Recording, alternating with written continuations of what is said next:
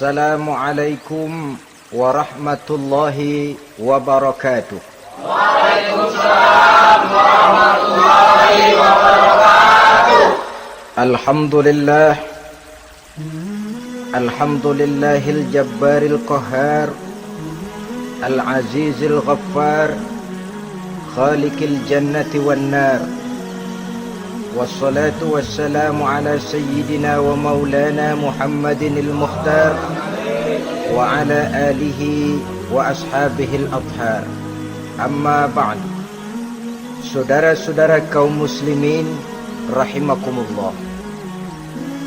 Pada pertemuan kali ini kita akan membicarakan tentang neraka dan calon-calon penghuninya.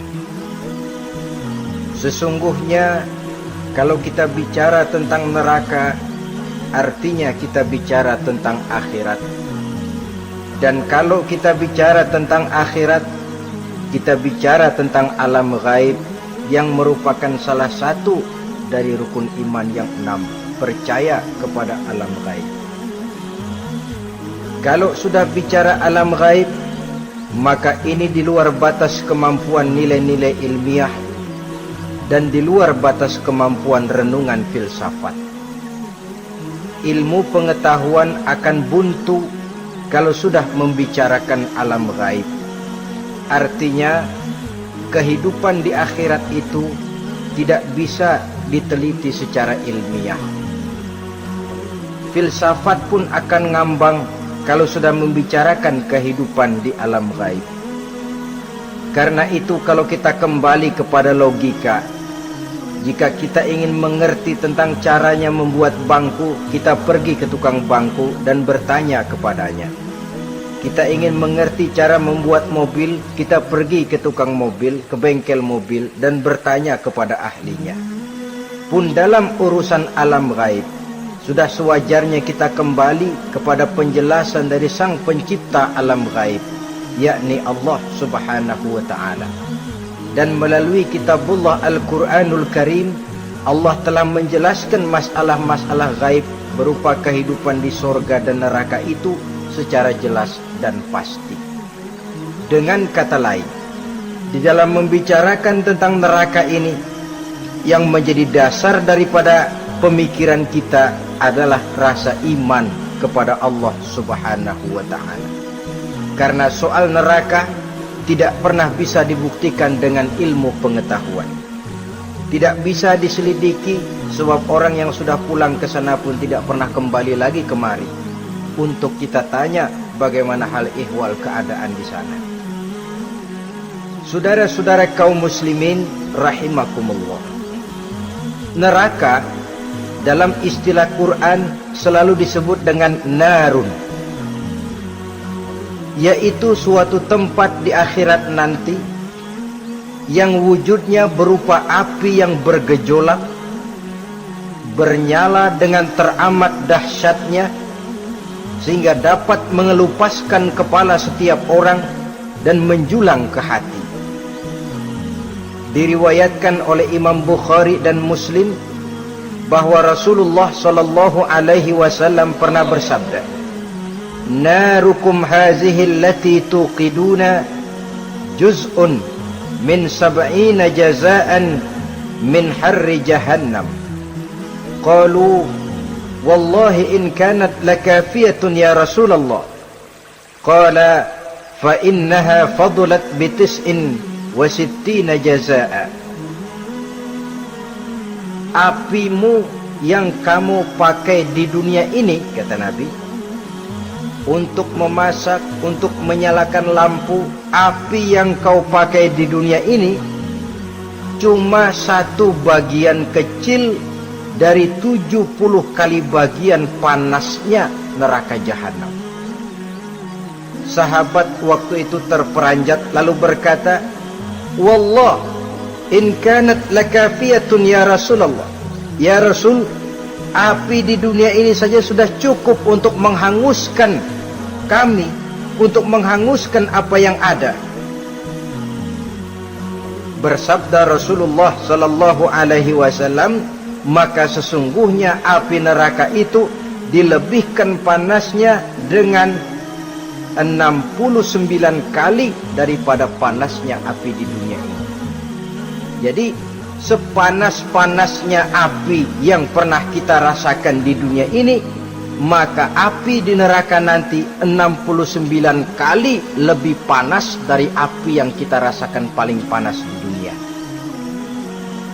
Hadis yang senada dengan penjelasan ini di samping Jawahirul Bukhari, kita bisa menemukannya dalam Mukhtasar Tazkiratul Qurtubi dan Mukhtasar Ibnu Abi Jamrah misalnya.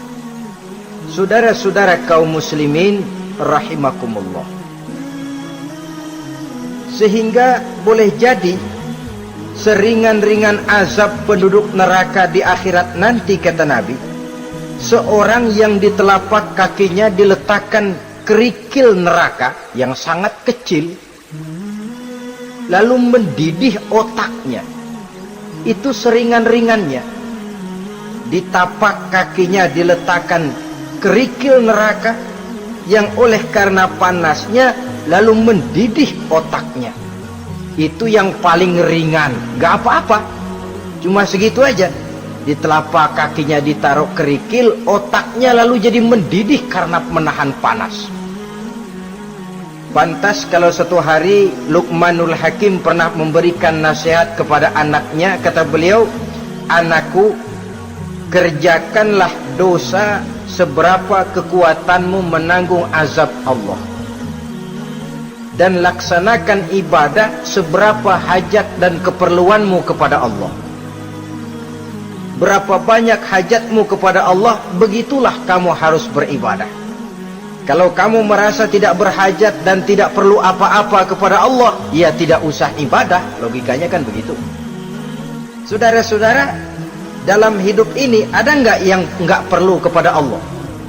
Ada nggak? Seluruh kita memerlukan Allah. Karena itu Luqman betul dengan bahasa diplomatis, "Anakku, kerjakan ibadah seberapa hajatmu kepada Allah. Makin banyak hajatmu kepada Allah, makin banyak hendaknya kamu melaksanakan ibadah. Tapi kalau kamu sudah merasa bisa hidup tanpa Allah, persilahkan kamu tidak usah ibadah." Sebaliknya, kerjakan dosa seberapa kekuatanmu menanggung azab siksaan Allah. Kalau merasa sudah belajar ilmu kebal, kira-kira di neraka nanti nggak apa-apa, persilahkan kerjakan dosa sebanyak-banyaknya. Tapi kalau masih berpikir, gua mah jangan dibakar di neraka, nginjek puntung rokok gua lompat. Kalau masih berpikir ke situ, ya hati-hati, saudara-saudara.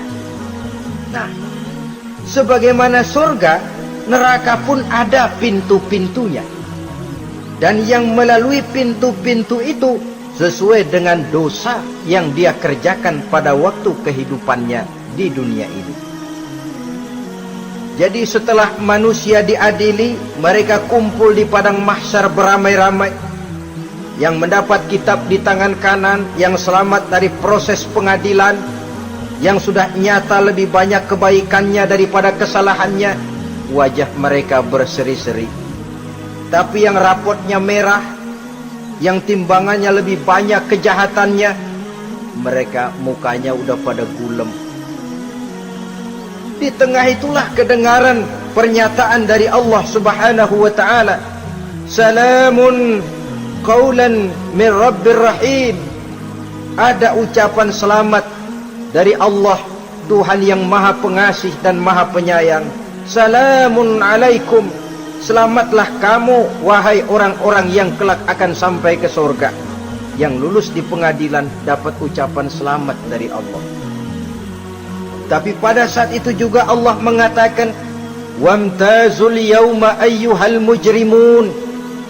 Pada hari ini, semua orang-orang yang kurang ajar supaya minggir. Wamtazul yauma ayyuhal mujrimun. Orang-orang yang durjana, kelompok durhaka, para pembuat dosa, misah hari ini, minggir semuanya. Kamu akan digiring ke dalam neraka. Saudara-saudara kaum muslimin rahimakumullah. Baik mereka yang akan menuju surga, baik mereka yang akan masuk ke dalam neraka, sama melintasi satu jembatan yang melintang di atas neraka. Dalam surah Maryam ayat 71 dan 72, walaupun jembatan itu tidak digambarkan secara jelas, tapi kita temukan penjelasan Allah sebagai berikut. Wa inna minkum illa wariduha kana ala rabbika hatman maqdiyya thumma nunajjil ladzina taqaw wa nazaru zalimina fiha jasiyya. Saudara-saudara, dan tidak ada setiap orang pun kecuali mereka akan melalui api neraka itu. Adapun orang-orang yang bertakwa, mereka diselamatkan oleh Allah, sedangkan orang-orang yang zalim, mereka terlempar ke dalam jurang neraka. Nah, itu yang dinamakan dengan sirat. Ada memang riwayat menjelaskan bahwa sirat itu kecilnya seperti rambut dibelah 7, tajamnya lebih tajam dari mata pedang. Tapi dalam banyak hal, orang lewat di atas sirat itu bergantung kepada amalannya waktu dia hidup di dunia ini. Maka jangan heran ada orang yang lewat di atas sirat itu seperti kilat, lep, sudah sampai di surga. Ada yang lewat di atas sirat itu seperti orang terbang. Ada yang lewat di atas sirat itu seperti orang lari. Ada yang seperti jalannya onta. Ada yang merangkak. Ada yang gelantungan.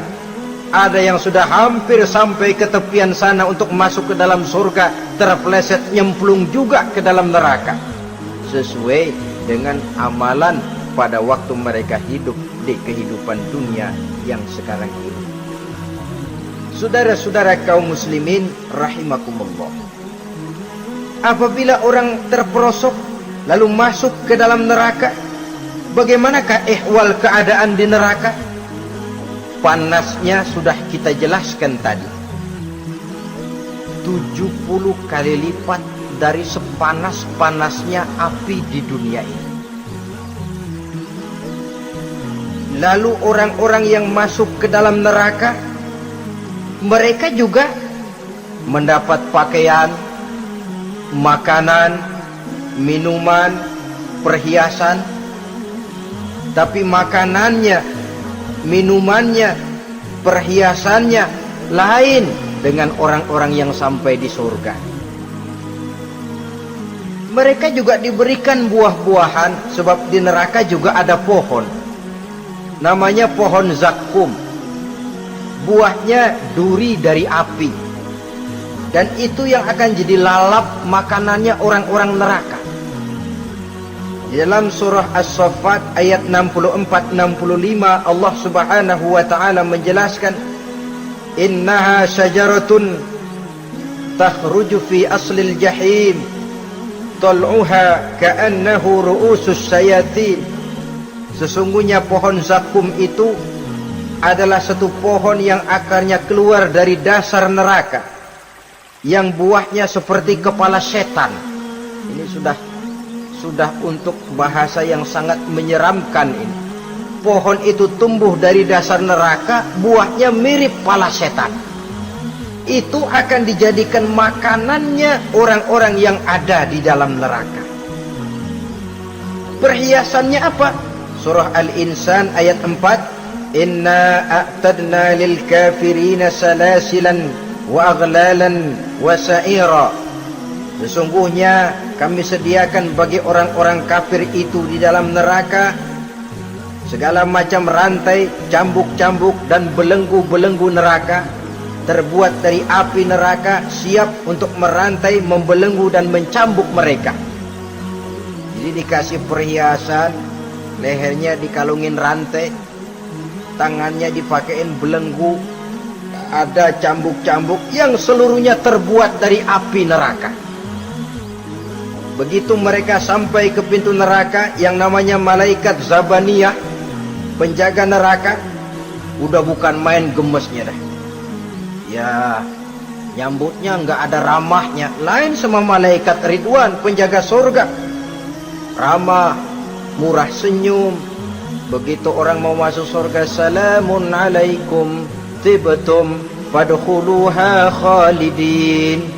Keselamatan atas kamu, sungguh kamu telah beruntung. Sekaranglah masuk kamu ke dalam surga dan kekalah tinggal selama-lamanya di sana. Ramah, murah senyum, selamat datang, selamat tiba di tempat yang penuh kenikmatan. Mari persilahkan. Ini malaikat Ridwan. Malaikat Malik, malaikat Zabaniyah lain lagi. Dia nungguin pabrik. Sadis menerima. Matanya melotot. Ini dia manusia-manusia kurang ajar yang waktu di dunia sudah datang para rasul, sudah turun agama, sudah datang Al-Quran, tapi belagak pilon. Ini loh, nih rantai, belenggu, lalu dirangkeng, dimasukkan ke dalam neraka. Na'udzubillah, summa na'udzubillah. Saudara-saudara, lalu terpikir oleh kita, kalau begitu panasnya api neraka, sekali lempar orang terus mati dong. Ya enak kalau boleh begitu sih. Begitu dilempar ke neraka terus mati, enak. Ternyata tidak. Kepedihan neraka adalah kepedihan yang kekal dan terus menerus. Tidak satu saat pun orang-orang di dalam neraka pernah merasakan kesenangan. Tidak sesaat pun. Kali semenit kayak ngasok, enggak, terus menerus berada dalam kepedihan yang tiada tara. Al-Quran menjelaskan, kullama nadijat juluduhum baddalnahum juludan ghairaha. Apabila hancur kulitnya, kami ganti dengan kulit yang baru. Supaya apa? Liyazukul azab, biar dia rasain azab. Tuh, rasain dulu. Hancur kepalanya, buletin lagi, hancur kulitnya, bikin lagi, berantakan isi perutnya, disempurnakan lagi, digiling lagi. Terus menerus begitu, tidak sedetik pun penduduk neraka itu pernah mengalami istirahat. Barangkali pakai jam istirahat lumayan, ini enggak ada. Ada bel, keneng, istirahat, azab dicabut. Tidak. Terus menerus dan selalu begitu. Satu detik saja pun mereka tidak pernah istirahat dari siksaan dan azab yang mereka terima. Saudara-saudara kaum muslimin rahimakumullah. Lalu bagaimana keadaan mereka? Ada orang-orang di dalam neraka itu yang dikenakan pakaian dari api neraka. Luar biasa. Dikasih pakaian dinas dari api. Kemudian kepalanya dituangi air yang sedang mendidih, yang dengan tuangan air itu dihancur luluhkan segala isi perutnya dan kulit-kulitnya. Setelah itu mereka dicambuk dengan cambuk-cambuk dari besi. Apabila mereka hendak keluar dari neraka, mereka dicampakkan kembali ke dalamnya.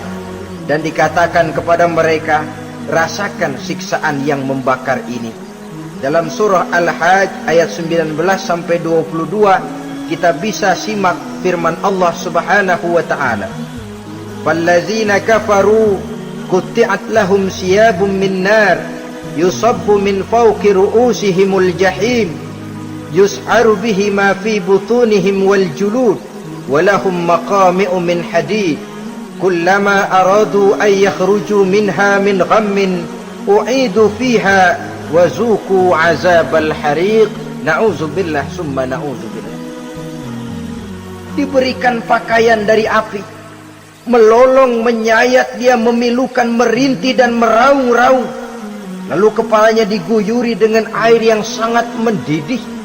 Hancur luluh isi perutnya, masih dicambuk lagi dengan cambuk-cambuk dari besi. Mereka merambat, mereka meraung, mereka hendak lari, mereka ingin keluar dari neraka. Tapi tiap kali mereka merambat ingin keluar, ditarik lagi. Kalau cara kita, ayo, mau kemana lo? Apa kata malaikat penjaga neraka? Zuku azabal hariq, rasa ini makan pencarian lo waktu di dunia. Saudara-saudara, lalu ada pula siksaan penduduk neraka itu, di mana dahi, lambung dan punggung mereka dipanggang dengan api neraka. Allah Karim, kita di dunia ini tertusuk paku saja waktu berjalan sudah bukan main pedihnya. Tertusuk duri saja sudah bukan main pedihnya. Ini punggungnya, lambungnya macam disate, dipanggang dari api neraka. Dalam At-Taubah ayat 35 kita temukan firman Allah, fi nari jahannama fatukwa biha hibahuhum wa junubuhum wa zuhuruhum, na'udzubillah summa na'udzubillah. Kemudian ada pula penduduk neraka itu yang disiksa, lehernya diikat dengan rantai, mereka spontan diseret-seret dengan sekeras-kerasnya dan dilemparkan ke dalam lautan air yang sedang mendidih. Kemudian mereka dibakar dalam api yang bergejolak dan menyala-nyala. Pada surah Al-Mu'min ayat 71 dan 72 Allah Subhanahu wa taala menjelaskan, izil aghlalu fi a'nakihim wassalasil yushabuna fil hamim summa fin nari yusjarun. Ketika belenggu dan rantai dipasang di leher mereka supaya mereka diseret ke dalam air yang sangat panas, kemudian mereka dibakar dalam api. Ada lagi penduduk neraka yang dipegang jambulnya lalu diseret ke tengah-tengah neraka, kemudian kepalanya digerujuki dengan air yang mendidih seperti yang dijelaskan dalam surah Ad-Dukhan ayat 47 dan 49. Pendeknya, azab dan siksaan neraka itu sesuailah dengan amalan dosa yang dikerjakan manusia pada waktu kehidupan di dunia ini. Maka dalam puncak perjalanan Mi'raj misalnya, kepada Rasulullah sallallahu alaihi wasallam diberikan berbagai macam penglihatan sebagai contoh dan tamsil dari kehidupan di dunia ini. Sejak dari penglihatan di jalan sampai kepada penglihatan surga dengan segala kenikmatannya dan neraka dengan seluruh azabnya, seluruhnya merupakan contoh teladan. Misalnya dalam perjalanan ketika hendak Mi'raj itu, sebelum berangkat Rasul disodorkan dua minuman, segelas berisi arak, segelas lagi berisi susu. Kata malaikat Jibril, ambillah salah satu minuman itu ya Muhammad. Lalu Rasul dengan tidak ragu-ragu, mantap betul beliau mengambil gelas yang berisi susu, lalu beliau minum. Setelah beliau minum itu, malaikat Jibril berkata, "Shaddaqta ya Muhammad, engkau telah benar Muhammad. Laqad asabtal haq, pilihanmu tepat." Kenapa ya Jibril? Untung susu yang kamu minum Muhammad. Kalau arak yang kamu ambil, pasti umatmu bakal jadi umat yang teler semua.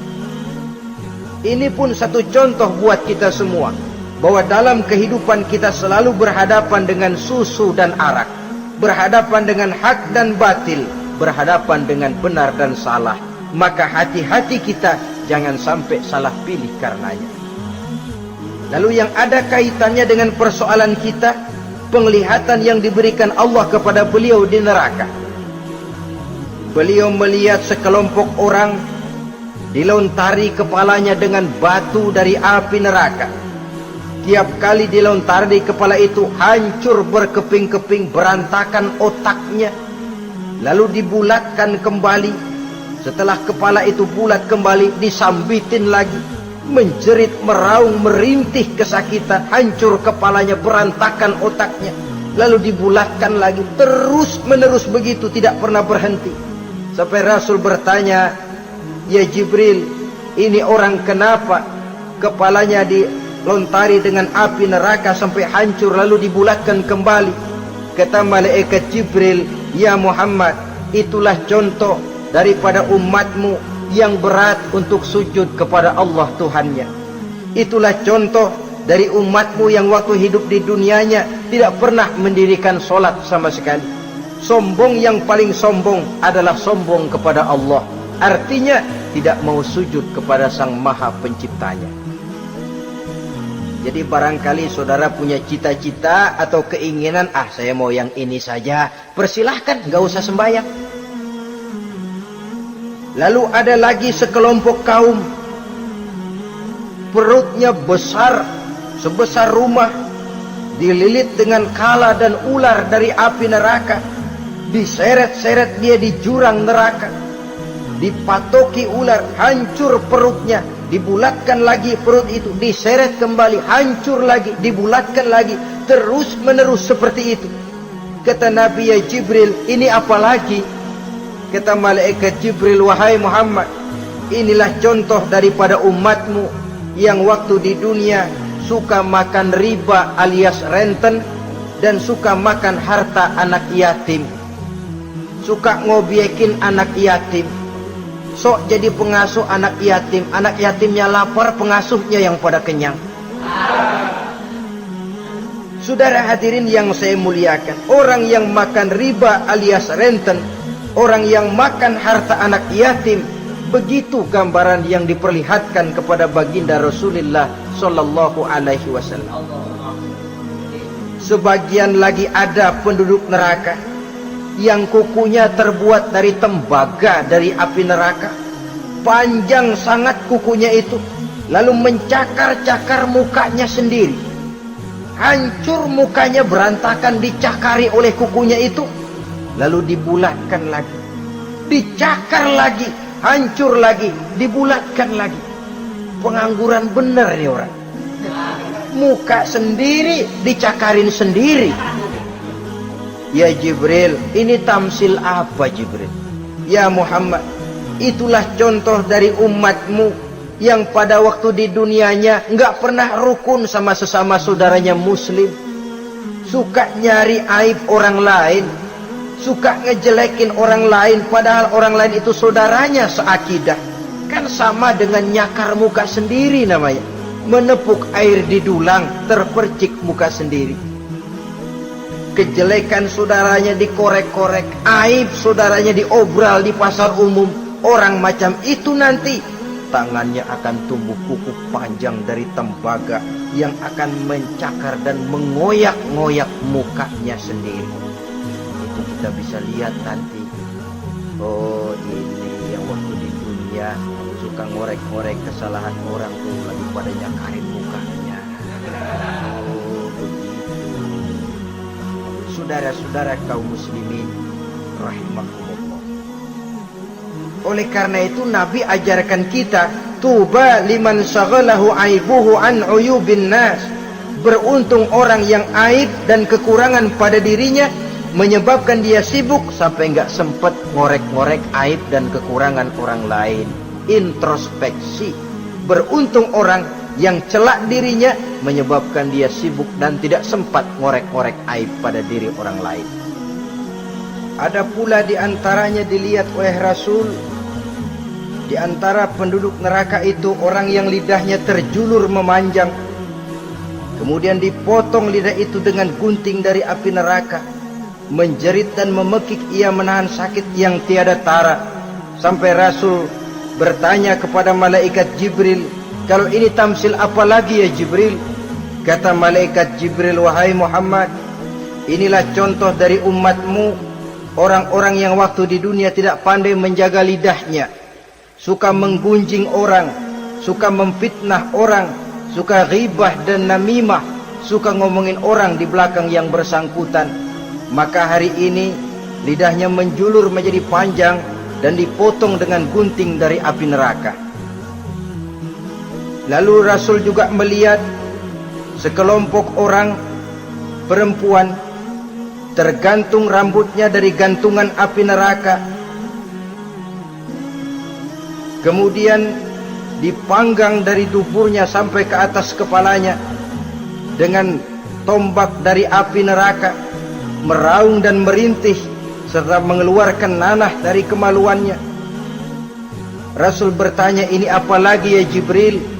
Kata malaikat Jibril, inilah perempuan yang waktu di dunia tidak pandai menjaga kehormatan dirinya, ahli zina dan tukang umbar, saudara-saudara kaum muslimin rahimakumullah, banyak lagi tamsil-tamsil yang dicontohkan dalam puncak perjalanan Mi'raj yang seluruhnya merupakan peringatan bagi kita umat Rasulullah sallallahu alaihi wasallam.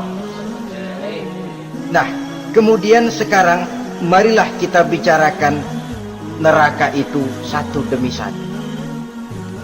Yang pertama, dan ini yang paling dikenal orang, neraka Jahannam atau naru Jahannam. Siapa yang dijelaskan Allah akan menjadi penghuni neraka Jahannam ini? Pertama dalam surah Al-Ankabut ayat 68. Wa man azlamu mimman iftara 'ala Allahi kadziban aw kadzdzaba bil haqqi lamma ja'ahu alaysa fi jahannam maswal lil kafirin. Adapun orang-orang yang zalim kepada Allah, mendustakan ayat-ayat Allah dan mendustakan kebenaran setelah datang kebenaran itu, bukankah neraka Jahannam merupakan tempat kembali bagi orang-orang kafir? Jadi dalam Al-Ankabut ayat 68 ini dijelaskan, penduduk neraka Jahannam itu pertama adalah orang-orang kafir. Siapa orang kafir? Menurut keyakinan akidah kita, setiap orang di luar Islam adalah kafir. Kemudian yang kedua dalam surah Al-Hijr ayat 42 dan 43, penduduk neraka Jahannam itu, inna ibadi laisa laka alaihim sultanun illa man ittaba'aka minal ghawin wa inna jahannama la maw'iduhum ajma'in. Sesungguhnya hamba-hambaku tidak akan bisa kamu kuasai, hai iblis, kecuali mereka yang mengikuti tipu dayamu. Sesungguhnya neraka Jahannamlah tempat mereka seluruhnya. Kalau kita perhatikan ayat ini, maka penghuni neraka Jahannam yang kedua adalah para pengikut setan. Para pengikut setan dengan seluruh ajaran-ajaran yang dilancarkan oleh setan. Padahal pada saat hendak masuk neraka, setan jelas cuci tangan. Tugasnya cuma bagaimana mencari pengikut sebanyak-banyaknya yang akan nemenin dia di neraka nanti. Tapi pada saat orang digiring ke dalam neraka, setan cuci tangan. Mungkin orang menuntut, setan, gue ngikutin lu, sekarang kenapa jadi kemari? Nah, gue bilang juga apa? Kata setan, gue bilang juga apa, lu kenapa ngikutin? Dan setan ini menebar ranjau dalam segala bentuknya, dengan segala macam caranya. Para pengikut setan yang menjauhi tuntunan agama, memperturutkan hawa nafsunya. Setan membisiki manusia lewat minuman keras, setan masuk manusia lewat judi, lewat zina, lewat kenikmatan yang melalaikan orang dari kehidupan akhirat dan selanjutnya, dengan segala macam jalan. Kadang-kadang dalam ibadah setan juga masuk. Kalau tidak ditimbulkannya takabur, ditimbulkannya sikap ujub dalam diri kita. Timbul rasa diri lebih benar dari orang lain, dan ini jelek. Timbul rasa nganggap enteng orang lain, itu kan ujub, nggak dikelihatanin orang, cuma hatinya aja ngomong sendirian. Kalau gue lihat di kampung ini nggak ada yang kayak gue. Bayangnya kayak ibadahnya kayak udah aing pang paling nak yo di dia. Itu juga bisikan iblis. Dan dia tidak segan-segan mengaku jadi Tuhan, iblis itu.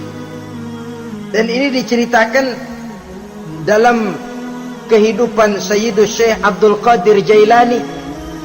Ketika beliau sedang ibadah di mihrab dalam masjid, datang seberkas sinar. Sinar itu ngomong, ya Abdul Qadir ana rabbuk. Hai Abdul Qadir, aku Tuhanmu, kata cahaya tadi. Sudah cukup kamu ibadah Abdul Qadir. Sembayangmu udah banyak, puasamu udah banyak, jihadmu cukup. Maka mulai sekarang berhenti dah ibadah. Aku bolehkan kepada kamu segala yang dilarang. Cuma yang didatangi Syekh Abdul Qadir. Sehingga mendengar cahaya tadi ngomong begitu, beliau ambil kasut sendal, disambitnya cahaya tadi, izhab ya la'in, pergi laknat terkutuk iblis kamu. Masa saya disuruh berhenti sembahyang karena hati saya sudah baik? Kalau hati sudah baik lalu boleh berhenti sembahyang, mestinya yang paling dulu berhenti sembahyang Nabi Muhammad, sebab beliau orangnya paling baik. Tapi Nabi hatinya baik, sholat jalan terus, hukum halal haram berlaku. Kadang-kadang orang sekarang baru ibadah dikit banget merasa dapat bisikan katanya, wangsit. Ya berhenti sembahyang madep mulu, ndak madep ngodik sembahyang. Bikin ajaran yang aneh-aneh. Nah kalau satu orang boleh dapat wangsit, saya juga boleh dong ngomong dapat wangsit. Saya juga boleh dong mendirikan aliran kepercayaan. Saya ngilang dulu dari kampung saya kira-kira 3 tahun. Saya nyepi di kaki Gunung Salak, pulang piara jenggot, pakai belangkon. Di depan nama saya pakai embel-embel mbah. Saya ngaku dapat wangsit di Gunung Ano, mewahyukan kepada saya ano. Saya cari murid yang fanatik. Saudara-saudara kaum muslimin rahimakumullah, setan membisiki manusia hatta kita sedang ibadah sekalipun dibisikinya. Caranya, mula-mula dia bisikin, terus sembahyang buru-buru dah. Buru-buru dah. Akhirnya apa? Rukuk kita nggak sempurna, sujud kita nggak lengkap, tumak ninah kita kurang, bacaan kita tajwidnya nggak kena. Kalau itu bisa kita atasin, kita sembahyang sebagaimana yang seharusnya, dia bisiki lewat jalan lain lagi. Suruhnya yang pendek-pendek aja dah. Atau habis sembahyang udah sigrah, udah jangan pakai wirid, jangan pakai zikir. Dengan segala macam jalan dibisikinya was-was ke dalam diri kita. Sehingga ada satu riwayat walaupun dhaif, tapi ini baik untuk dijadikan pelajaran. Konon iblis itu kalau subuh keliling dia, bawa kulit kambing, jarum, sama tepung. Ditanya orang, iblis ini buat apa? Oh, kulit kambing. Gunanya tahu nggak? Kalau begitu subuh, sudah muazin bilang, as-salatu khairum minan naum. Salat lebih baik daripada tidur. Maka ini kulit kambing mulai aku hamparkan buat hamba-hamba Muhammad. Jadi begitu dengar azan, cuma udah bikin anget udah tidur. Kenapa? Kulit kambing belis masuk. Saudara-saudara, lalu kata orang tadi lagi, lah kalau tepung buat apa itu? Oh, tepung itu kalau umat Muhammad mau baca Quran, baca kitab, mutolaah, gua aurin tepung matanya biar dia sepet. Makanya kalau sudah ngaji, baca Quran, bawaannya udah ngantuk aja ngantuk. Oh begitu, iya. Nah kalau duri paku itu buat apa? Nah ini duri paku. Kalau umat Muhammad mau hadir di majelis taklim, mau pergi ngaji, mau duduk iktikaf di masjid, gua pasangin paku di pantatnya. Jadi kalau sudah duduk di masjid, kelasat, kleset. Hadir di majelis taklim, kelasat, kleset. Bawaannya mau udahan melulu. Itu duri-duri dan paku-paku yang memang ditebarkan oleh iblis. Saudara-saudara kaum muslimin rahimakumullah, jadi para pengikut setan dengan segala macam perangkapnya ini pun, ya perangkap setan itu ya dunia. Dunia itu ya isinya harta, tahta, wanita. Kan perangkap dunia itu harta, tahta, wanita. Ini sering bikin orang buta. Perangkap dunia dan merupakan perangkap setan sekaligus. Nah, yang ketiga, penghuni neraka jahanam adalah para pembuat dosa, orang-orang yang durhaka. Dalam Thaha ayat 74 Allah menjelaskan, innahu may ya'ti rabbahu mujriman fa inna lahu jahannam. Sesungguhnya orang-orang yang datang menghadap Allah dengan berlumuran dosa, maka sesungguhnya bagi mereka adalah neraka jahanam. Dan yang keempat, penghuni neraka jahanam orang yang kufur nikmat. Tidak cuma kufur iman, tapi kufur nikmat bisa menyebabkan orang masuk neraka jahanam. belum pernah merasakan dalam hidupnya bahwa Allah memberikan nikmat kepadanya, bagaimanapun besar karunia dan nikmat itu. Dalam surah Ibrahim ayat 28-29 Allah menjelaskan, alam tara ilal ladzina baddalu ni'matallahi kufran wa ahallu qaumahum darul bawar jahannama yaslaunaha wa bi'sal qarar. Tidaklah engkau perhatikan, tidaklah kau lihat orang-orang yang mengganti, menukar nikmat Tuhannya dengan kekufuran. Diberikan nikmat berupa Islam, digantinya dengan kekufuran. Dia tidak tahan kesengsaraan dunia lalu memilih kesengsaraan akhirat. Padahal kesengsaraan akhirat lebih abadi dari kesengsaraan dunia. Ada orang yang gak tahan miskin dunia, lalu menjatuhkan pilihan lebih memilih miskin akhirat. Ya Allah, keliru besar. Karena nggak tahan hidup miskin di dunia, ada yang nawarin ngasih supermi 3 bungkus, iman telap. Ada yang ngasih beras, pindah agama. Ada yang bawain pakaian bekas, tukar akidah, pindah iman. Innalillah. Ditukar kemiskinan dunia dengan kemiskinan akhirat. Padahal kemiskinan dunia berapa tahun? Setahun umur manusia. Sepanjang-panjang umur orang sekarang kan. 100 tahun udah jarang umur orang sekarang. 70 aja udah cakep. Sebenarnya kalau 70 tuh ada jatah lebih tuh, 7 tahun. Kalau ikut Nabi 63 tahun kan, Nabi wafat. Kalau kita sudah umur 70 tuh ada jatah ekstra 7 tahun. Oh ya, dimanfaatkan baik-baik mestinya. Taruhlah kemiskinan dunia, bagaimanapun melaratnya dunia, bagaimanapun sengsaranya dunia, cuma sebatas umur kita. Tapi kalau nikmat Islam ini harus kita tukar dengan yang lain. Baddalu ni'matallahi kufran, menukar, mengganti nikmat yang diberikan Allah dengan kekufuran. Artinya kita menukar kemiskinan sementara dan kita memilih kesengsaraan dan kemiskinan abadi. Di akhirat kita miskin, di neraka kita miskin, miskin abadi. Di neraka kita sengsara, sengsara abadi. Saudara-saudara kaum muslimin rahimakumullah, itu neraka jahanam. Yang kedua dinamakan neraka jahim. Siapa mereka ini para penghuninya? Siapa mereka ini para penghuninya? Pertama dalam surah At-Takasur, yaitu orang-orang yang bermegah-megah dengan dunia, menumpuk-numpuk harta, lalu lupa dengan kesibukan harta itu, lupa kepada kehidupan yang akhirat nanti.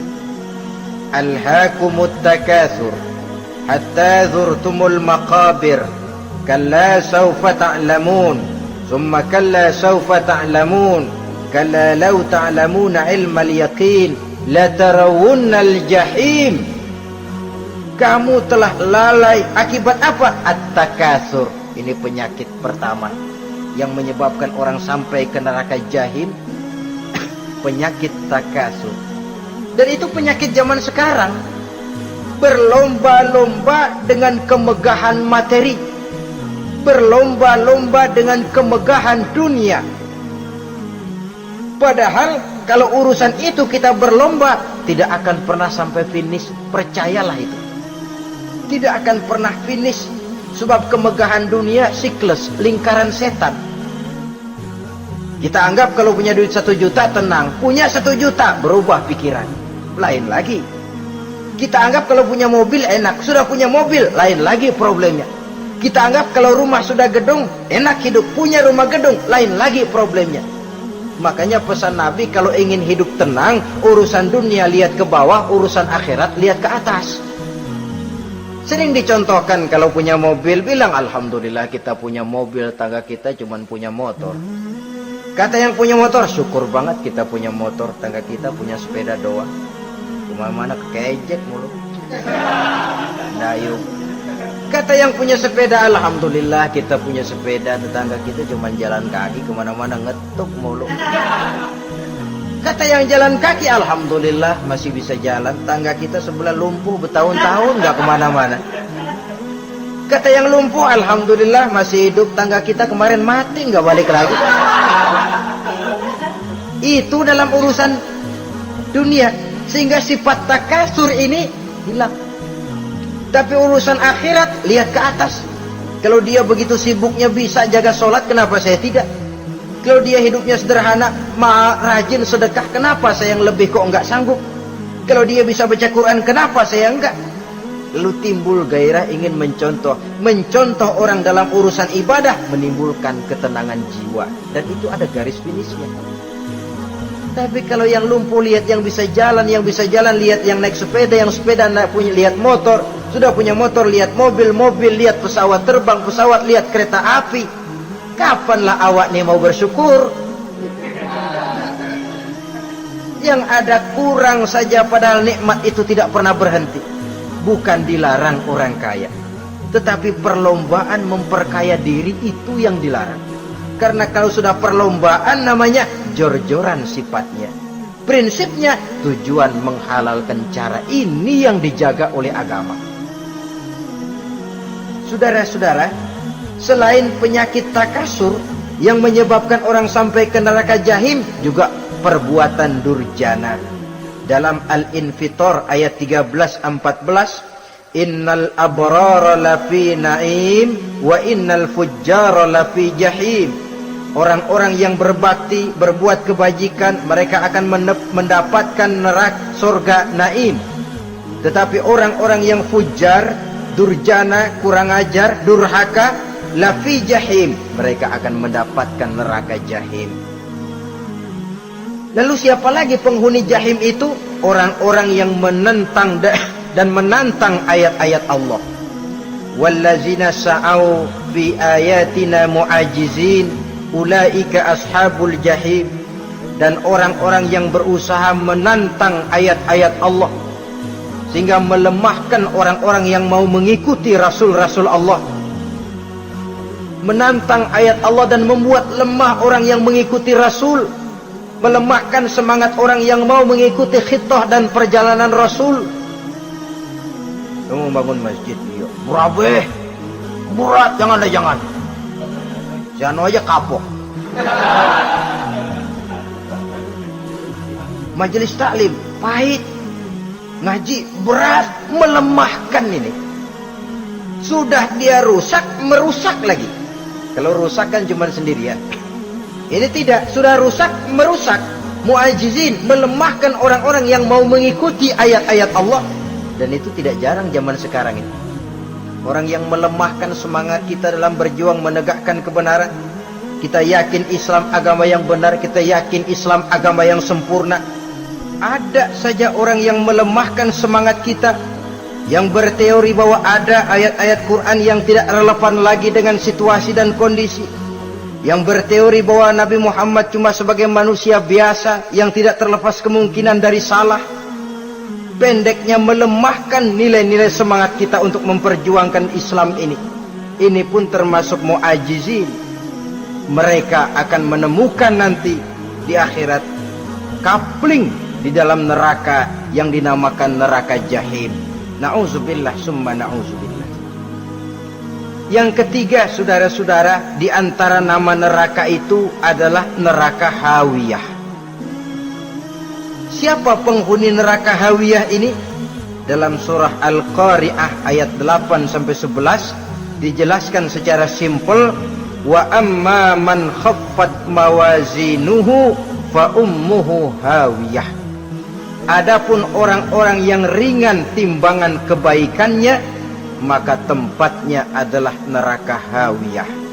Artinya orang ini lebih berat timbangan kejahatannya, sedikit kebaikannya, sehingga jadi ringan di timbangan akhirat nanti.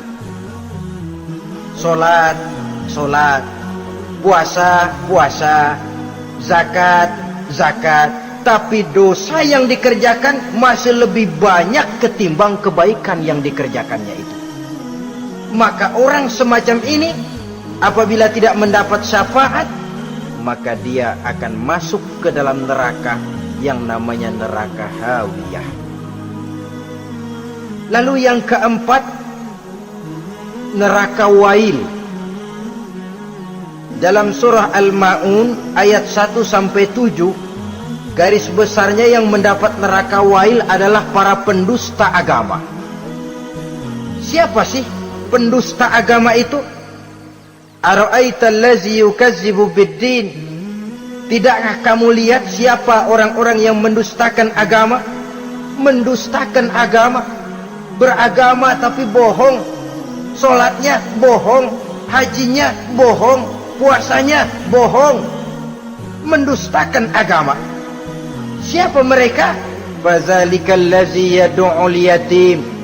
Pertama, orang yang suka menghardik anak yatim. Anak yatim yang lemah, anak yatim yang tidak berdaya, yang hidup dipayungi kemiskinan dan kekurangan, bukan ditolongnya, malah dihardiknya. Jangan lupa, saudara yang sudah 2-3 kali pergi ke Makkah, saudara yang khusyuk dalam sujudnya, saudara yang mantap dalam puasanya, mungkin saja bisa terhalang masuk ke dalam surga, karena di samping rumah saudara ada anak yatim merintih menahan lapar dan haus. Saudara tahu, saudara mampu, tapi saudara diam saja, tidak mau mengulurkan tangan. Mungkin itu yang akan mengganjal saudara untuk masuk ke dalam surga. Wala yahuddu ala tu'amil miskin. Mereka membiarkan fakir miskin, tidak memberikan makan. Kemudian fawailul lil musallin. Mereka juga melalaikan solat. Allazina hum an solatihim sahun. Allazina hum yura'un. Mereka juga riak di dalam amalnya. Saudara hadirin kaum muslimin rahimakumullah, melalaikan solat, kemudian riak dengan amalnya, termasuk amalan solatnya. Kalau jadi imam, bahasanya dibuat sepasih-pasihnya, surahnya yang panjang-panjang, paling pendek sabbihis sama wadduha. Tapi kalau solat sendirian cukup qul huwallahu ahad sama inna a'tainakal kautsar. Hilang lagi nilai keikhlasannya.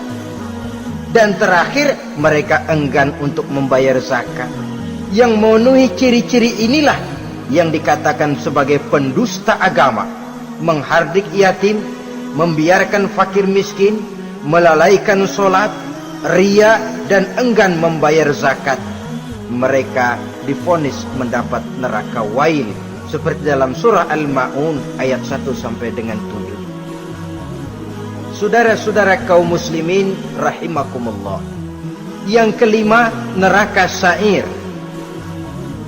Neraka sa'ir ini pertama buat mereka yang memakan harta yatim.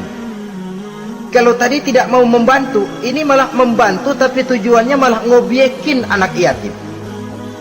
Mereka yang memakan harta yatim, dalam An-Nisa ayat 10, innal ladzina ya'kuluna amwalal yatama zulman innama ya'kuluna fi butunihim nara wa sayaslawna sa'ira. Sesungguhnya orang-orang yang memakan harta anak-anak yatim dengan zalim, mereka sebenarnya telah memakan neraka, memasukkan api neraka ke dalam perutnya. Mereka akan dilontarkan ke neraka sa'ir. Selain itu, orang-orang yang mengingkari apa yang diturunkan oleh Allah Subhanahu wa ta'ala, mengingkari kebenaran Quran, mengingkari Rasul, pendeknya mengingkari Islam, dijelaskan dalam surah Luqman ayat 21. Yang keenam, saudara-saudara, yang dinamakan dengan neraka laza namanya. Pertama, untuk pembangkang dan orang yang menjauhi agama. Yang kedua, orang yang berpaling dari kebenaran. Dan yang ketiga, orang yang suka menumpuk-numpuk harta dan menyimpannya, tidak mau membayar zakat, infak, apalagi sedekah. Ini kita temukan penjelasannya dalam surah Al-Ma'arij ayat 15 dan 17. Yang ketujuh dinamakan neraka Sakor. Siapa penghuni neraka Sakor ini? Pertama, orang yang tidak pernah sholat. Yang kedua, tidak pernah memberi makan orang-orang miskin. Yang ketiga, ahli membicarakan yang batil. Strategis betul dia, ulung kalau sudah mengatur kebatilan. Kemudian yang keempat, orang yang mendustakan hari akhir. Dalam surah Al-Muddatsir ayat 42 sampai 47, kepada penduduk neraka Sakor ditanya, "Ma salakakum fis Sakor?" Apa yang menyebabkan kamu masuk ke dalam neraka Sakor? Qalu lam naku minal musallin wa la naku nut'imal masakin wa kunna nakhudu ma'al khaidin wa kunna nukadzibu yaumaddin. Mereka menjawab, kami di dunia tidak pernah sholat, tidak pernah memberi makan fakir dan miskin. Kami selalu berkumpul dengan orang-orang yang batil dan membicarakan kebatilan, dan kami mendustakan adanya hari akhir. Yang kedelapan, yang terakhir adalah neraka Khutamah. Ini diperuntukkan bagi para pengumpat, pencela, para penghina orang lain, mencari aib saudaranya, kemudian juga mereka menumpuk, menghitung-hitung harta, lalu kikir dan bakhil dengan hartanya itu. Dalam surah Al-Hujurat ayat 11-12, kemudian surah Al-Humazah ayat 1 sampai dengan 7, kita temukan penjelasan itu. Pada akhirnya saudara-saudara, kalau penduduk surga mereka kekal di dalamnya, maka penduduk neraka ini ada dua macam. Ada penduduk musiman, ada penduduk permanen. Kalau yang namanya penduduk permanen itu sudah punya paspor KTP. Memang penduduk permanen itu mereka yang kekal selama-lamanya di dalam neraka. Mereka lah orang-orang musyrik dan orang-orang kafir, termasuk orang-orang munafik. Bahkan lebih dahsyat lagi yang namanya munafik. Kata Allah, innal munafiqin fid darkil asfal minan nar. Orang munafik itu berada di dasar jurang neraka yang paling bawah, keraknya neraka. Saudara-saudara, adapun penduduk yang semi permanen, ia masuk neraka buat sementara saja, sekedar dengan dosa-dosa yang dikerjakannya. Mereka adalah orang-orang mukmin yang asli, orang-orang Islam yang waktu di dunianya berbuat dosa. Mereka masuk ke dalam neraka, menerima azab sesuai dengan dosa yang dikerjakannya. Setelah itu mereka akan diangkat dari surga untuk ditempatkan di dalam, mereka akan diangkat dari neraka untuk ditempatkan di dalam surganya Allah Subhanahu wa ta'ala. Seperti banyak dijelaskan dalam hadis-hadis sahih yang diriwayatkan oleh Imam Bukhari dan Muslim. Nah, inilah sekelumit tentang neraka dan calon-calon penghuninya. Mudah-mudahan Allah jauhkan kita, Allah jauhkan anak cucu kita, Allah jauhkan seluruh keluarga kita dari neraka dan dari azab neraka. Terima kasih dan mohon maaf. Wassalamualaikum warahmatullahi wabarakatuh. Waalaikumsalam warahmatullahi wabarakatuh.